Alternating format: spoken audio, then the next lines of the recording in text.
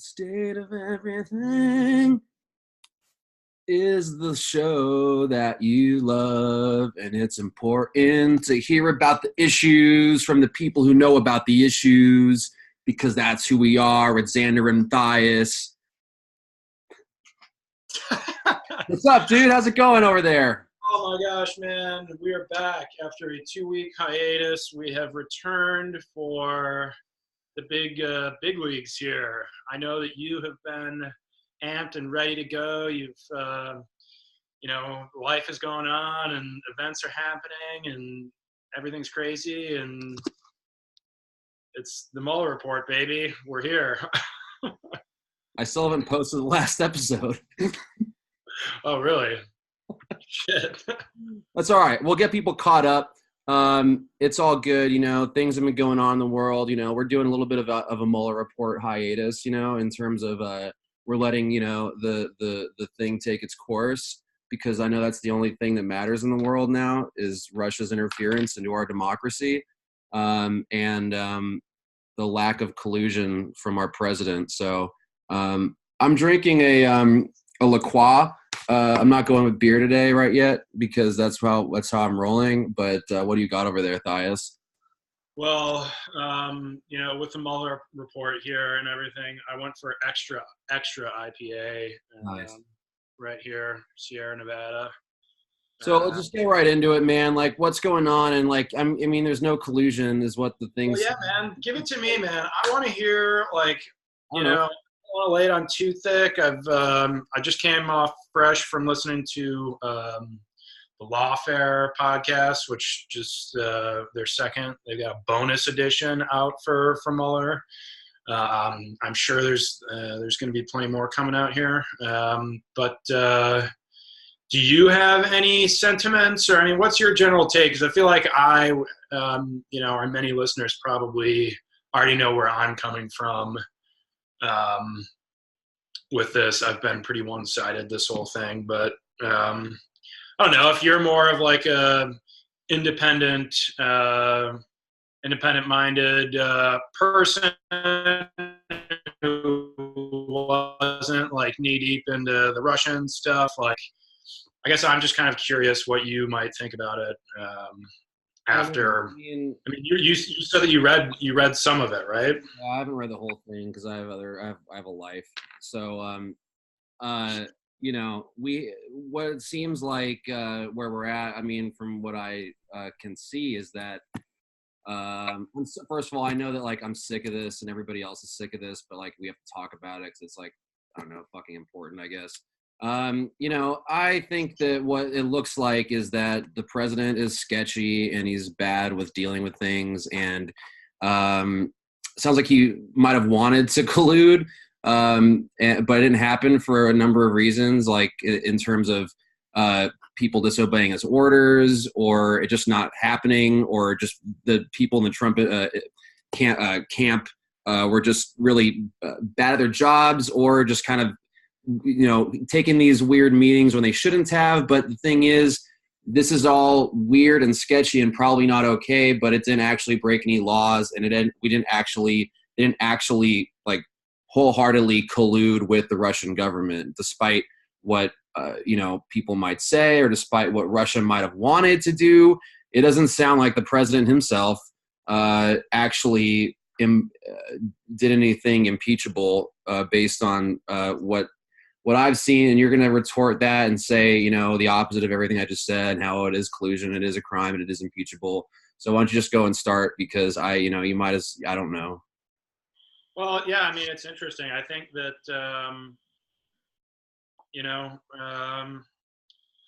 it's just interesting to hear a response. It's good for me to know that, this stuff wears me out. I'm tired of it too. But I think, it's interesting to hear, how much more I think the rest of the country is probably just sick and tired of this whole thing and wants to move on. And really, I think it's just emblematic of just how utterly broken our political system is entirely, that, people do want to move on. I think it's a sign of desperation that, we need to work. These are serious problems, but we also have other problems out there. But you know, I think from my perspective, having been just very invested in this, to be quite honest, it's you know, I think that a lot of it. A little bit of vindication to be quite honest, man. I know that like which is what's crazy. Like you can feel that like he's okay and no collusion, no obstruction. Yet and so like you know people who are invested, it's like a Rorschach test or whatever. It seems like you believe the president and you know, no, I believe the facts. I'm believing in the middle, but I guess yeah, maybe it's not Russia. My point is that there's one report, and I'm not saying that like you're believing the president's narrative, but it's just interesting how I guess it's so complicated. It's such a dense thing that if you're like it's hard to read if you're not a lawyer. Which you know I am not, and why it's like hard for me to follow some of this stuff. But you know, it's just hard to make sense of all this. And then you know, for a month or so, it's been in the press. You know, no collusion, no, or not, maybe not a month, maybe like 2 weeks or whatever. A week time doesn't mean anything anymore. You know, no collusion, no obstruction. And I'll just give you a quick example, man. It wasn't even about collusion. The report was not about collusion. Literally, it was not about the word collusion. It was about the word, criminal conspiracy. And that is just a very important distinction right there that's totally missed. You know, the attorney general, no collusion, no collusion. It's like, well, it wasn't, Mueller didn't try to answer whether or not it was collusion. He was tasked with finding whether or not the Trump campaign in Russia engaged in a criminal conspiracy. And the legal definitions for that are completely different. Criminal conspiracy has to have a meeting of the minds. And if you read the report, you know, what people are saying, there was everything but a meeting of the mind. You know, they had shared objectives. They both knew that they were working towards the same ends. But there was never a point at which they said, we are engaging together, you know, to work together explicitly while knowing that this is against the law. It was everything but they said that to each other. And yet, because it didn't have that, it's not a conspiracy. So then they say it's not collusion. What, you know, so, and then, you know, from there, that basically is the entire, like, for, you know, we can get into the second part, but, and everything else, it's an extraordinary document that's very, contains a lot of stuff about, like, really doesn't look good, man, for him. But there's plenty more to start asking questions about. Like, that's, I think, the thing is that there's, you could go in any direction with this thing and like pursue the president, and they are starting to do that with these subpoenas. But and Trump is saying he's going to fight all of the subpoenas. You know, he's punching back harder. That's the only thing he knows how to do. So he's saying he's going to fight all of the subpoenas. Well, you know, Congress is either a co-equal branch of government or it is not. So, you know, if one branch doesn't want to recognize, you know, the lawful, you know, what's permissible for one branch to do, Congress, you know, subpoena people for legitimate reasons, investigations.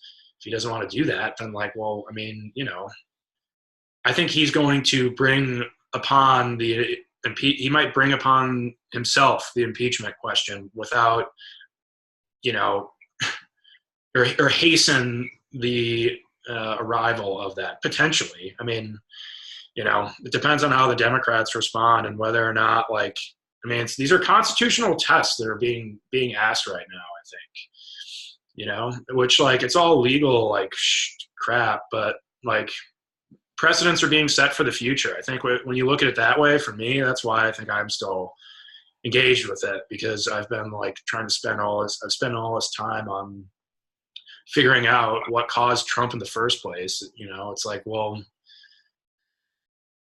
I don't know. It's interesting to project what the hell happens after this. What are the implications of Congress not opening up impeachment hearings?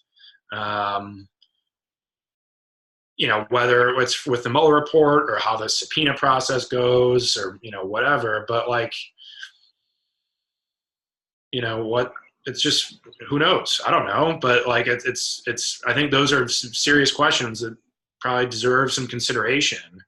And, you know, take those, there's one argument about being politically, I mean, it's just really interesting, man. I could go on and on, but like the 2020 election and how the Democrats handle the impeachment question, you know, it's interesting to think about like what types of precedents are being set for the future, because like basically there are some precedents that were set in 98, 99, with the Clinton impeachment. So that, like, you know, we're operating under some of the same logic and, you know, the arguments that were made and the decisions that, you know, the Republicans tried impeaching Clinton and it didn't work. And they, you know, lost big in the next elections. I know, you know, Bush won, but I think in like Congress they didn't do so hot. Okay, but you're like, so think about everybody is already going to vote for Trump in next year. None of them care or believe you or they don't like the Russia question isn't important to them. So I understand. Yeah. I understand where you're coming at, and you know we need to watch out for foreign intervention in our elections, but it's not. I mean, you're going to say that it directly affects our daily lives. It doesn't really affect your daily life, though. I mean, you're choosing to focus on it because it's a massive issue, foreign interference in American elections, and you know you can hyperbolize it into this thing where it's like our democracy is at stake because of this thing. I would point to dozens of other issues that are reasons for our democracy crumbling that aren't this simplistic, you know, let's blame Russia, because even, look, despite what Russia represents as a threat to America today, it's way too simplistic, and you can easily get into this mentality where you're like, oh, I need to figure out why Trump happened. Let's focus on Russia. There are so many, like, don't just blame Russia for Trump, man, because I think it's stupid. I think it's a dumb idea to do that when there are so many other reasons, you know, the rise of populism, the hate of Hillary, like just having an outsider come into the election. We've talked about all of this ad nauseum, and Russia to me is a sliver of what, you know, why Trump won. People didn't vote for Trump because, you know, the Russian troll farm posted memes, man. It was more about, this is how you feel. People felt that this was the right direction to take the country in over a corporate Democrat. And I don't completely, you know, I understand that completely. I don't like a lot of corporate Democrats for the same reasons a lot of these people voted for Trump. I am not a Trump voter, and I would not vote for him in 2020 because, like I said before, he doesn't share my values, and I don't think that's the right direction of the country. I don't think it's, you know, extremely far left either is the direction to go either, or the corporate Democrat way. I believe somewhere in the middle is the right way to go. So just to say that, oh, you know, we need to explain Trump, let's go to Russia. Like, people are sick of that narrative. And, you know, but you can come across as sounding like that, and you might do that in your work and your writing. And I don't know if that's the right move. Maybe that's the truth. And you're trying to find the truth, but you're going to lose. You already lost half the country, and you're going to lose more people by pushing this. Yeah. I'm going to call it a narrative, even though it's truth to you. You're right. It is a bit of a Rorschach test where it's like, look, man, Like, they don't have clean water in Flint. I mean, we can go on and on and on about all the things that are really directly impacting our lives. Like, I'm thinking that I have a greater chance of getting cancer when my phone gets hot in my hand, and it worries me. Like, so like Russia interfering in our election is like, it's fucking the moon, man. It's pie in the sky stuff. But I'm not delegitimizing it as an important issue. But it's not the only issue. We can't spend all our time on this, or we will lose our minds. And we might miss the target of what our real problem is. We need to look at ourselves more. We need to look at our own conscience. We need to look at the American. I know that's part of it. For you, you're going to say that the American, like finding out what the American conscience is dealing with what the foreign threats, because you're a bit of an internationalist. But I need to look at our issues at a more nationalistic way in terms of, we have problems. Let's keep those problems within our borders. Let's solve the ones in our borders right now. And if those are, if those are being affected by outside sources, let's look at those. But that can't be the sole. We can't lose all our energy, expend all our energy by focusing on fucking Putin, man. Like, fuck that guy. Yeah.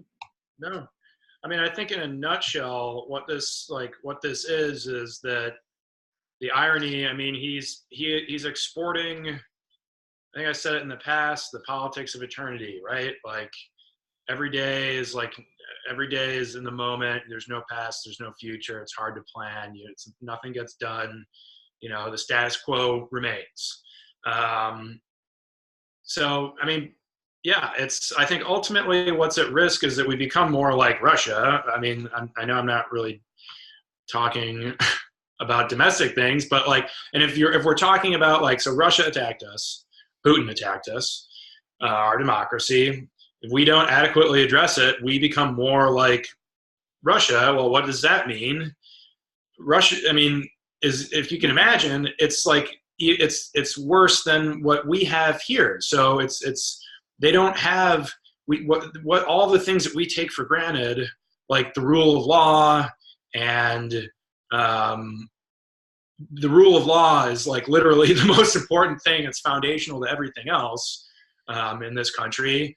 So it's just hard sometimes for me to wrap my head, like, if it's not functioning, if the rule of law is actually like not there and a major part of it chips away, then what comes next is not irrelevant, but it's like, it almost doesn't matter, because any policy that you try to do or any goal that you wish to accomplish, I just don't think that the structural problems that have caused them in the first place are going to get adequately addressed when absent the rule of law and accountable governance. That has nothing to do with Russia. That is literally, you can leave Russia out of that equation. You know how we become more like Russia? By becoming more of an oligarchic kleptocracy that we. That's my point.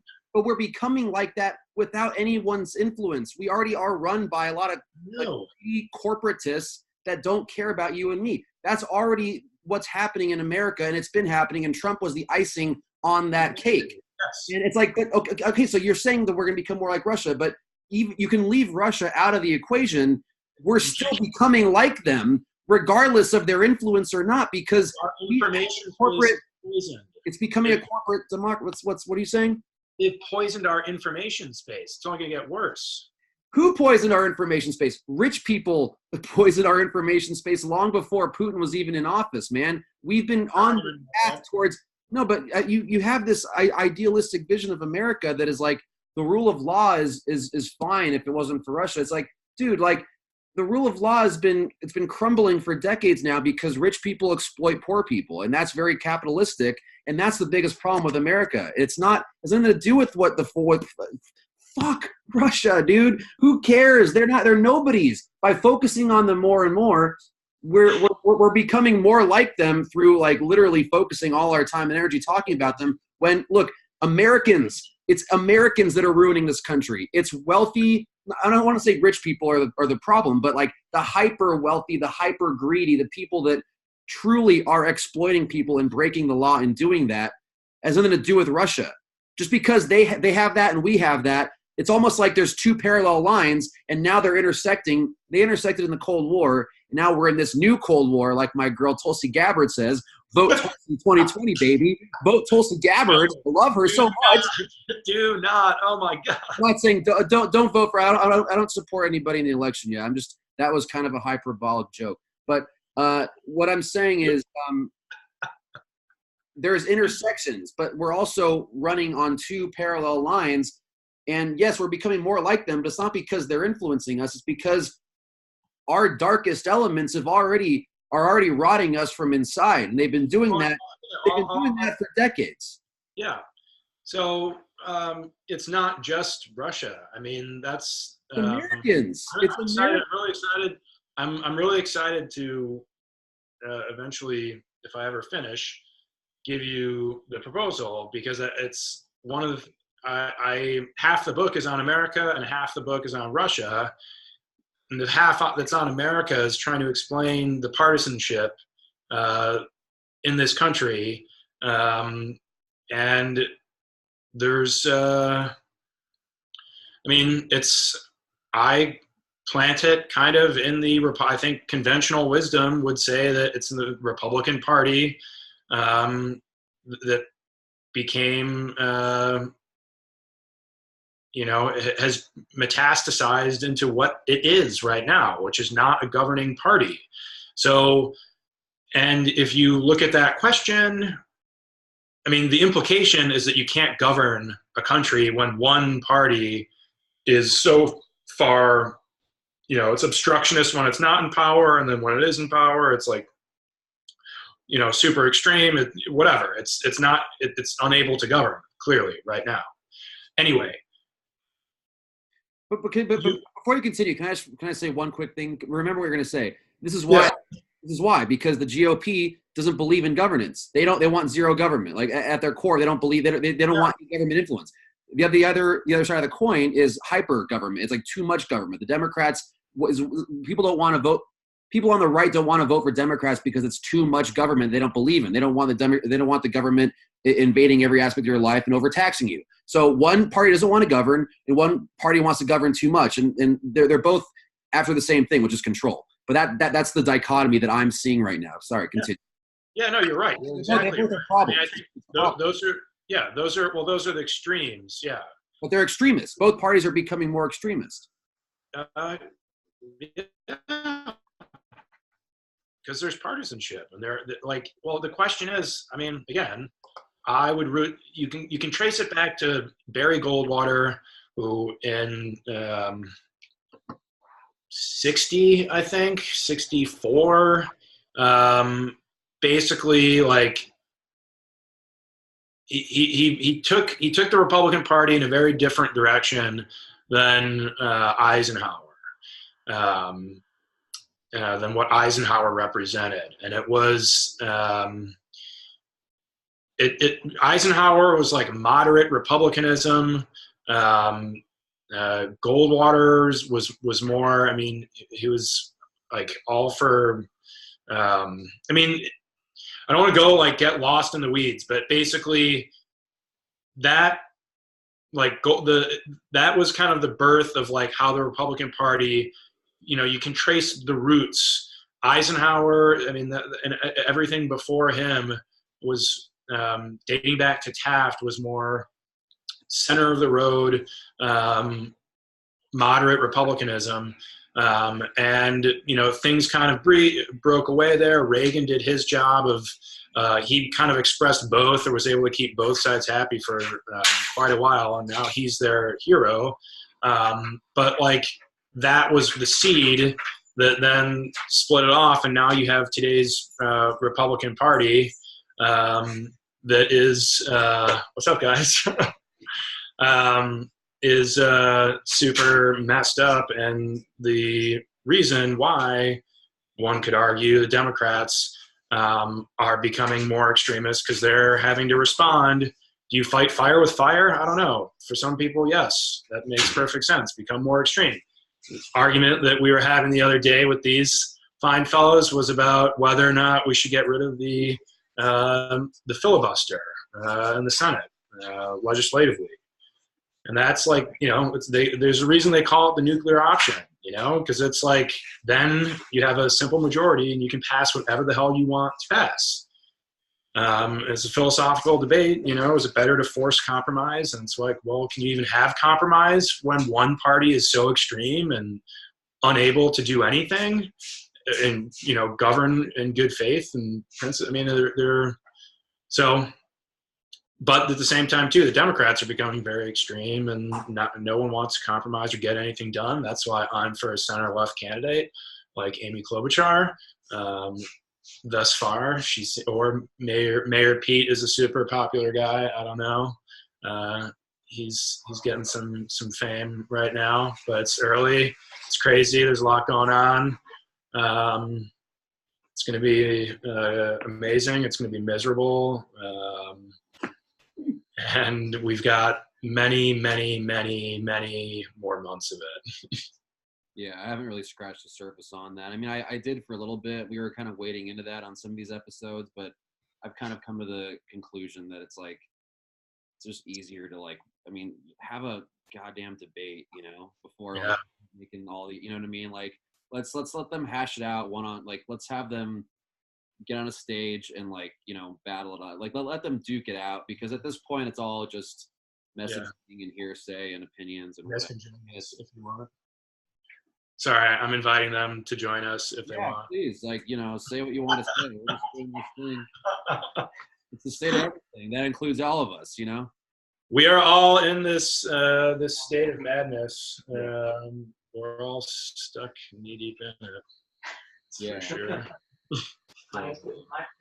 Sorry, what were you saying before I cut you off? No, that was the end of that thought, man. So I was just thinking about this as you were talking, the last episode we did it's going to go up as the pre-Mueller Report episode. That'll be like the title of it, because that was the last thing we did before this. This is the Post-Mueller Report episode, so we kind of tie it all together. So is there, you've read more of it than me. I mean, this is what we're going to be talking. This is the theme of this episode. Like, nothing else in the world matters, obviously. So what is let me just so just to kind of probe as you're the analyst here. Frame your next bit in a way where we can where do we go from here? Not oh man, everything's bad and this is messed up and quote, I'm fucked, like the president said, that was an amazing quote from the report. But let's not have that that mentality. What is the next step? Where do we go from here, and why what's next basically with all this? And how can we take comfort in moving forward this instead of just either shelving it or saying it's nothing or focusing on it too much, right? How do we what's next? Well, those are all good things, man. There's a lot that I don't know. I think that there's going to be more discussion. I think that that's part of what's happening right now is people are fleshing out what is in it and what things mean. What are the implications of certain things? How bad is it? This and that. And there's just investigations are still going on, and there's still many questions to be asked. Like what? I think, they've subpoenaed Don McGahn. I mean, the president accused him of lying, which is so he just yesterday accused him of lying. So I think if the president is accusing him of lying, Mueller said that he said, this, you subpoena Don McGahn, which happened? I mean, he's attacking the carrot. You have to get to these answers. I mean, it's a self-defeating legal strategy. Anyway, I think the question about that we're going to be asking coming up is, I think what's at stake is not having impeachment hearings for the reasons of political expediency, in that voters don't care about impeachment and they just want to move on and talk about other things. What does that do to the notion that no one is above the law in this country. And what does that mean, in cases of, if the president commits any crime in the future and is able to get away with it by obstructing justice, and basically doing anything that he or she can do to win the office of the presidency, by working with a foreign government, just not explicitly agreeing to it, but you share end goals. You team up with a foreign power. They didn't, though. According to the report, they did not team up with the Russian government. Must be very clear. They did. And what are concrete examples of where they teamed up with the Russian government to achieve the same end goal? There are over 100 pages that detail the first section of the report. Over 100 pages is devoted to communications between the Russians and the Trump campaign, going back and forth, talking, offering assistance, saying assistance. But what actually happened, though? My point is that you can derive intent. You can derive intent and meaning from those actions and from the conspiracy that was charged. The Russians were charged with criminal conspiracy to influence the American election. That is a crime, a very serious crime. It gets to the heart of American democracy and our sovereignty. And you have a campaign that was doing everything in its power to benefit from that criminal conspiracy, knowing full well that it was happening and taking place live. Were devising strategies to benefit from that. How could they promote the emails? And Donald Trump on July 2016, whatever it was, said, Russia, if you're out there and you're listening, find those emails. That very day, the Russians started looking. That very day, Donald Trump told Mike Flynn to start to look and find those emails. Mike Flynn went off to try to find those emails and started going down that rabbit hole. Those emails didn't exist, so it was fruitless. But that, they're lucky. In that case, they failed. It would have been conspiracy, potentially. Who knows? If those emails actually existed and Mike Flynn got a hold with the Russian, those are possible routes. But my point is that was foiled because they didn't exist. But that aside, there's over 100 pages of coordination between various Russians through, Paul Manafort, his Ukrainian cutouts. Roger Stone was talking with, WikiLeaks, and a GRU person. There's Mike Flynn after the campaign. They were trying to do secret communications in the Russian embassy to talk to that. And then, afterwards he tried hiding all of this. He obstructed in plain sight various aspects of this investigation. So I don't even know where I'm going with this, why I started on this tangent, but my point is that a presidential candidate could theoretically team up with any old foreign power to try to win the election. And once they're in office, do whatever the hell they want. And then, and that's good or that's not good. That's bad. And it doesn't matter if it's a Democrat who does it or a Republican who does it. That's, to me, more important than whether or not I think that if you don't fix, if you are unable to address this primary foundational problem, then, it's like cutting off the trunk of a tree and expecting, I don't know, the rest of that analogy to finish itself. It's to me, it's more important than achieving any of the other policy. I think what is underneath many of the problems that we have is income inequality, and I think there is. This is international corruption that we're dealing with. The Russian government is the mob. The whole government is run by mobsters. There's international mobsters, that benefit and work together. And Trump is a mob guy. Trump is a mobster. So this is part of the elite. Like, this is why it ties into the elitism. That's the real elites, the super rich people. Those are the people that we should be going for. And that, any American, if somebody made an argument about that, I think would be able to make persuasively from both an emotional and a policy standpoint. Get rid of all the international tax havens. Get rid of them all. Let's bring back our money. Let's collect our taxes. Damn it.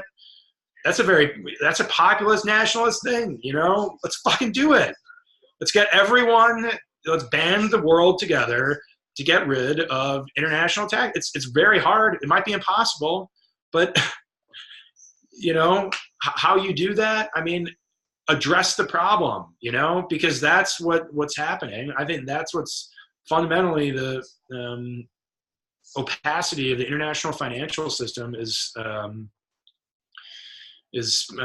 screwing up a lot of governments around. It's not just America, but that's I don't know. I'd like for somebody else to try to persuade me that that's not really the case.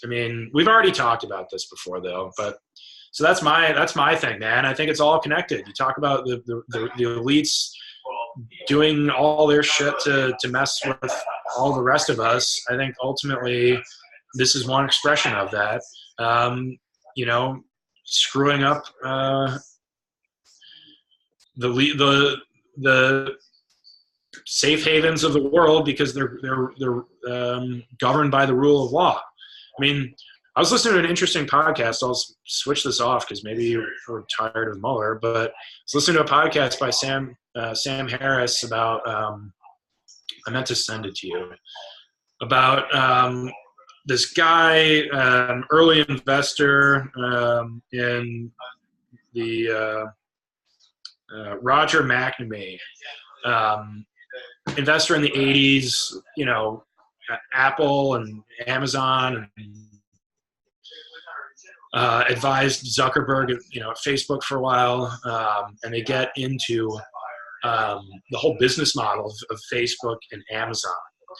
Is they basically, his point is that Amazon and Facebook and YouTube as well, Instagram, are cashing in on 50 years of goodwill that the Silicon Valley, the tech industry has had with the country and the world, and using that to just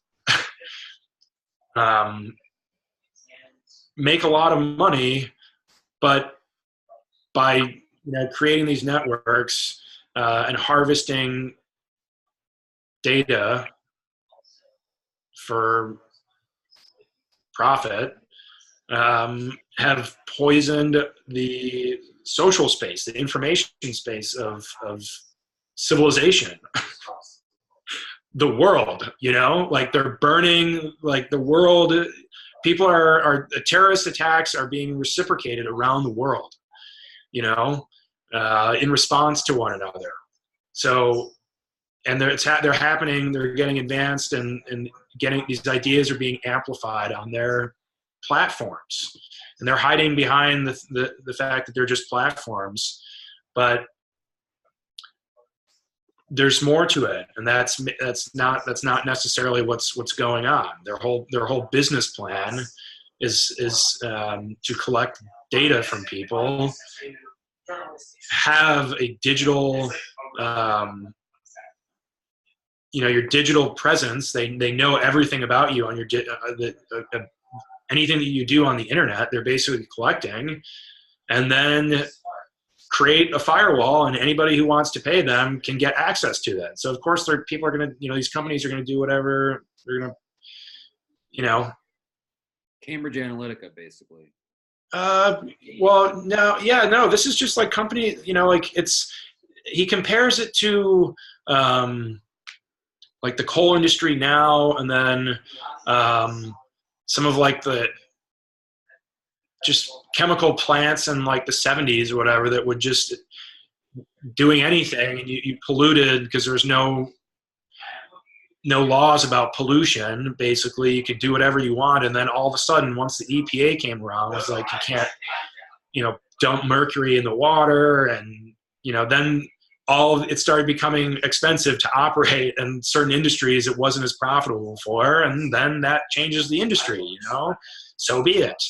That's what's happening with coal. It's like coal is very expensive. It's polluting the world, and water. All these other considerations that it's expensive to be in the coal industry now, and that's reflected in shrinking coal or whatever. And his argument is that it's not going to destroy Amazon or Facebook. It will it will make them much less profitable. But antitrust competition has been around for a while, and it's worked well in the tech center. And like basically his whole point is that like you could still use Facebook, you could still use Google, enjoy all the benefits that the service provides you. You just don't have to give them all of your data that they can then go on and sell and make billions of dollars with. And then, which by the way, their whole business platforms underlying everything is all about inflaming people's passions, their most primal fear and anger, that to keep people to stay on their platform for longer. That's what they're driving at. So their whole business model is about increasing fear, anger, division. Yeah, division, and they're making a lot of money, and civilization is just burning. So that I think that's something that I think but it's all related. Everything is related. To me, it's the heart of it, is because it's all rooted in this political thing, which is horrible and maddening. But like ultimately, I feel like a lot of these problems, it shouldn't really be a surprise, because politics is like everything. It's business, it's values, it's technology, it's and so everything, there's all these forces are playing out in our political space, and that's why we're all going crazy right now, I think. But it's a lot, man. Like, I even saw like AOC is like taking like a social media diet. I mean, she said she's getting off Facebook because like social media is like a health. Is she actually doing that? I mean, she said she got off Facebook, but like, who hasn't got off Facebook? You know what I mean? Okay. I'm still technically on it, but like inactive. The thing is, like, I think it is she said it's a public health crisis, and I kind of agree with her. I think I'm becoming more and more skeptical of the power of social media. I really do believe that, like, I mean, what you just described exactly is like you basically described Twitter, where they're profiting off of people yelling at each other through like, keyboard warrior like texting. It's really unhealthy. I don't know, man. It's a weird. We should get more into this the next episode, because this is an important issue. I mean, this is.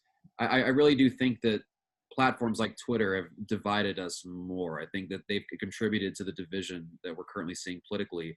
Yeah. And I wouldn't say the world's burning. I don't think civilization is burning. I think that we can often get pretty hyperbolic, and I definitely do. I will say that last, you could even call it a tirade, but that was rather hyperbolic. But I mean, but because we're critical, because we love the world, and the world is it's going through a lot, man. But that's just the nature of having however many billion people are on it now. What is it, 8 yet? I mean, it's 7 point something, right? Yeah. The more people you have, and especially with the more people that are now like voicing their concerns on these platforms, It's not just, you yelling, we're not in the same room yelling about some kind of political issue. Now we're putting it out on the internet, and the internet's making us crazy. I really do think that we're too connected, man. Like, I mean, I'm going off on my own tangent, but I'm developing neck problems from like looking down at a screen. Like, I'm working online right now, and I'm on my phone too much, and I'm realizing it's a bad thing. It's like, these are negative things, man. Maybe it's just because I have an addictive personality. I don't think it's just it, though. I think we're all kind of going into these weird. I think it's a millennial issue, man. I think that these younger generations are all going to have, like, I've had some hand pain even, like from like typing and like holding my phone. It's like right here, I have like a pain kind of. It's like, this is bad, man. This is like some weird, like, the cavemen be in their caves, like, like carving stone. They get injuries from that. Now we're like getting injuries from fucking looking at a black mirror, So it's one of those things, man. And I think we're going to have to figure out more of a balance going forward. But it's weird because life is lived online now, and like all of your finances are online, and everything you do, like you pay bills online. I mean, we connect with people online. It's this weird thing, man. And I'm just trying to live a more analog life, bro. Well, yeah, man. I think that's why, take it in stride and just find some type of balance. Yeah, I haven't seen it, but have you come across the documentary on Netflix, like Social Life? What? Finding Neverland?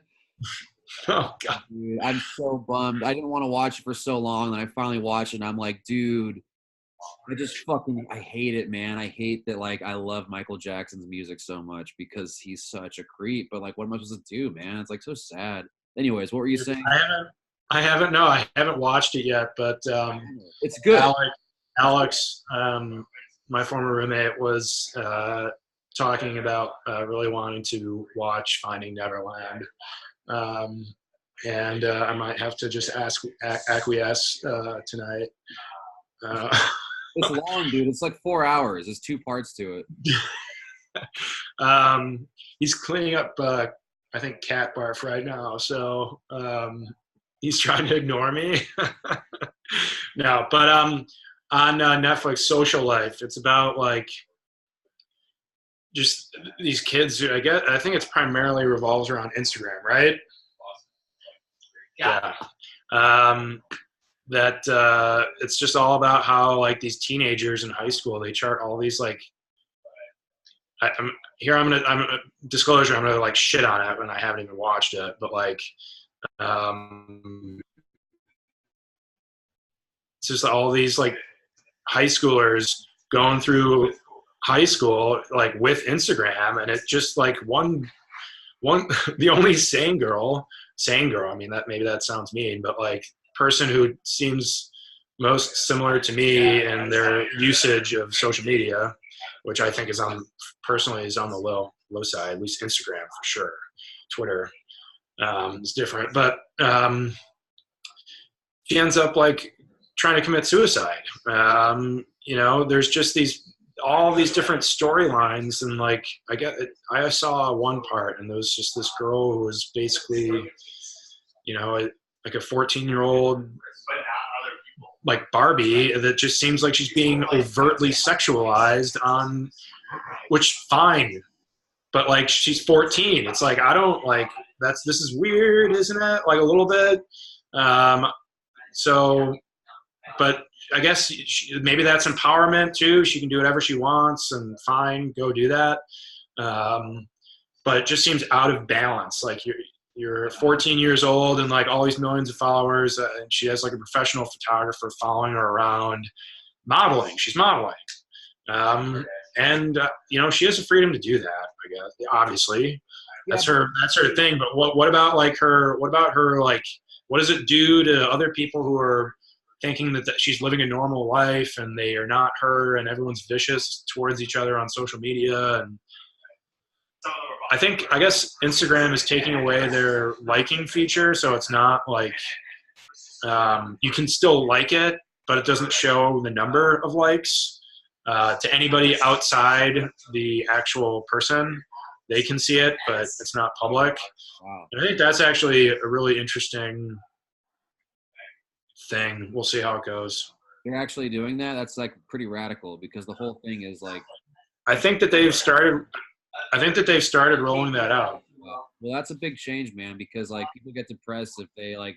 It's like that whole. It's a psychological. There's been psychological studies about like it's like a dopamine hit, like you know you're at a slot machine or something and you get like money. Yeah. Oh, like I'm gonna scroll and see how many likes I get, and it's a weird psychological thing that really does affect people in negative ways. And so I mean that could be a step in the right direction. I don't know how that's gonna go. But I mean, you can. This transcend. I mean, this goes into all kinds of human relations too. I mean, this whole like looking.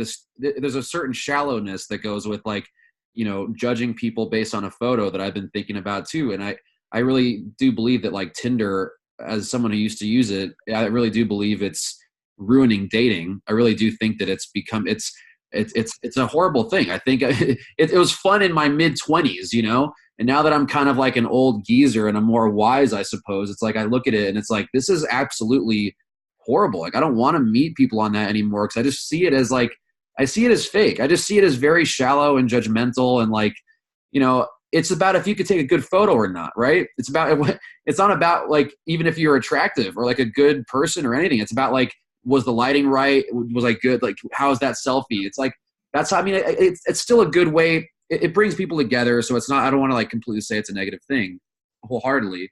But the idea of that kind of online dating, I think, is dangerous. And I don't think it's good for male-female relations or any kind of dating in general for anyone, really. I think I'm just tired of the shallowness, man. I think it's just like this American consumer culture is really kind of permeating into, you know, very intimate things in our lives, and I think it's bad. But that's. I think there's something to be said about like Tinder and these dating platforms, like introducing you to people you otherwise like wouldn't meet ever. Yeah, exactly. It's like pretty cool, and I think there's like anything else. There's varying degrees of like, you know, some of these dating apps you can put more effort into them and actually describe more about you, and it's not just, you know, I get your point because I definitely think, you know, like we're talking about with my coworkers that like, you know, there's no people, like maybe it's just in Boston or whatever, but like guys don't hit on girls in bars because that's like viewed as like a creepy thing. You too. No, just like kind of crazy because for all time before this, that was how you met people. Not the only way, but like it was okay to, I mean, and it probably still is. You can still like meet strangers and like start up conversations and do whatever. But like maybe it seems to be something that is recognized from both of the sex. I work with all women, and you know, something that I think we're in agreement on, which is interesting. I met a girl. I was working at a cafe yesterday. I met a girl there, but she initiated. She was like, "Can you watch my stuff?" You know, and actually, I'm gonna meet her at the beach right now. It's kind of a cool story. So that was an interesting thing. But like, guys don't talk to girls though at bars anymore. Like, it's just like I've talked to a lot of people in LA. I feel like it's especially toxic. I think, yeah, guys just don't want to talk to girls anymore. And I understand. I don't want to like really talk to girls at a bar either. It's like, I mean, it depends. It's like, you just kind of, it's just gotten toxic, man. So now like women are starting to do it more. Like a girl proposed to one of my best friends.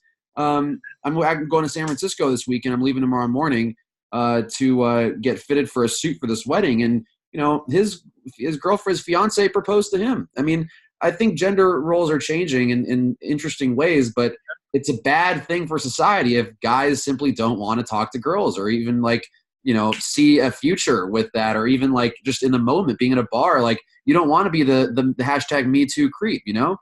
Yeah. Yeah. It's weird, man. It's super weird. Anyways, we can go on and on. I feel bad for cutting this a little bit short tonight, but you did start 15 minutes late. So you're basically the worst. We'll do this again soon, perhaps next week. We're going to post, we'll have a double whammy for all our listeners. I'm sorry that we've been a little bit AWOL. We'll get back to it. We'll have 2 Mueller Report episodes, which is this is what Matthias dreams about wetly. And, this is good for him. I'm a little bit over it, but I'm glad that I've been educated a little bit in terms of what the truth is. The truth, man. Veritas. So we'll talk more about other stuff. Maybe we'll get more into social media. Yeah, well, we'll see how things go, man. There's politics is crazy. And it's always changing, and it's not changing. And Politics I feel like as long as we have Trump, we'll have craziness. So Amen. embrace it. Embrace the madness. Well, appreciate you connecting here. Anything is that it? Yeah, I'll finish with that. Embrace the madness. I feel like that's pretty good.